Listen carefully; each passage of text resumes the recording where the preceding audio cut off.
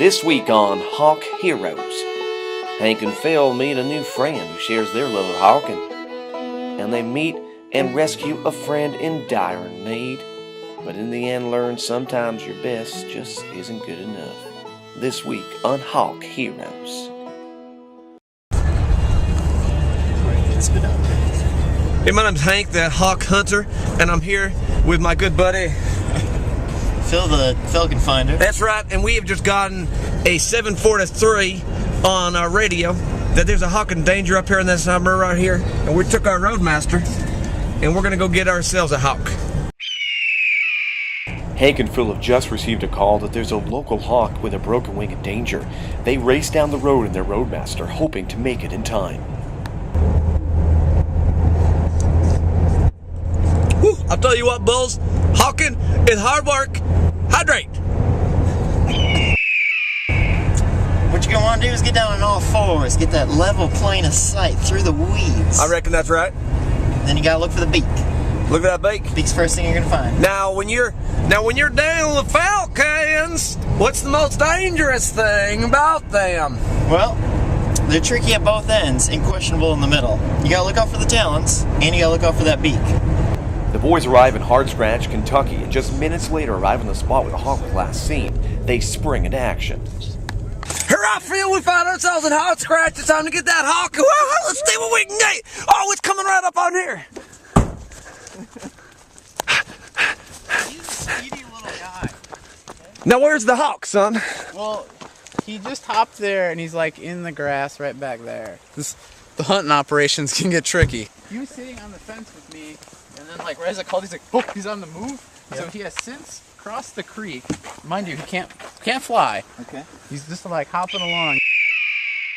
Now, as you can see here, Phil's got the essential hawk catching gear. This is very expensive equipment. As you can see, you want a Cisco cardboard box Reliance. and some what kind of gloves you got there, Phil? Fireproof. Fireproof gloves. You're going to want to have one on each hand, different. You don't want to have the same one. Phil, be careful now. Oh, that's a good jump. That's a real mighty fine jump. Throw the box. Yeah, I'm going to throw the expensive equipment over. Hold on. Now, we have come across our first clue. Now, Phil, what age would you put this hawk based on that feather you see right there? 25. I was going to say the same thing. After a long and frantic search, the boys finally come upon their falcon friend and get right to work. Phil here is making friends with the hawk before engaging it. Do you want me to try to pick it up? Wisely, the hawk has found himself in a nestle of prickle bushes. Phil is finally able to coax the falcon out of the prickle bush. This animal is hurt badly and clearly in shock. It lays still while the boys cover it with a blanket to transport it in a box.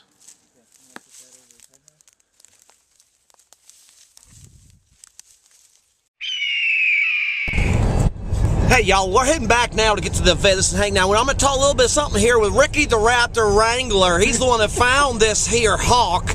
And Ricky, how'd you find that hawk? I was out there riding my bike in my fitness on, and I sure did come upon this guy, and he's like, hey, would you come help me?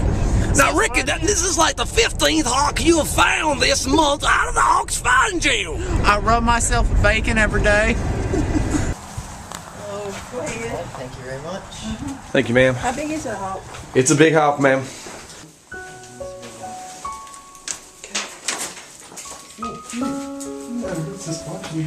So he's got a broken wing, and because he has a broken wing that's an open fracture, I will have to put him down. Yeah, that's usually what I do is I evaluate them, and if they have something that can be fixed, I'll send them up to Raptor Rehab in Louisville.